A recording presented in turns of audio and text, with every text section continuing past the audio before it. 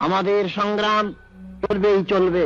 যারা ঘুষ খাও তারা ঘুষ না খাও, পায়খানার থেকে বালতি না সমানে খাও। আমরা বাঙালি জাতি স্বাধীনতা অর্জন করতে চাই, স্বাধীনতা রক্ষা করতে চাই।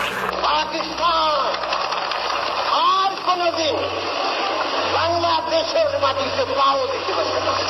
এতকালই পারে নাই, ব্রিটিশ গভর্নমেন্ট পারে নাই। আমি দমন হই না, বান্দা নই। আসাম আমার, পশ্চিমবঙ্গ আমার, ত্রিপুরাও আমার। এগুলো ভারতের কবল থেকে মুক্ত করতে না পারলে বাংলাদেশের স্বাধীনতা ও মানচিত্র কখনোই পূর্ণতা পাবে না। কথাগুলো বলেছিলেন মজলুম জননেতা মাওলানা আব্দুল হামিদ খান ভাসানী। বিশ্ব ইতিহাসের একজন অবিসংবাদিত মহানায়ক মাওলানা আব্দুল হামিদ খান ভাসানী।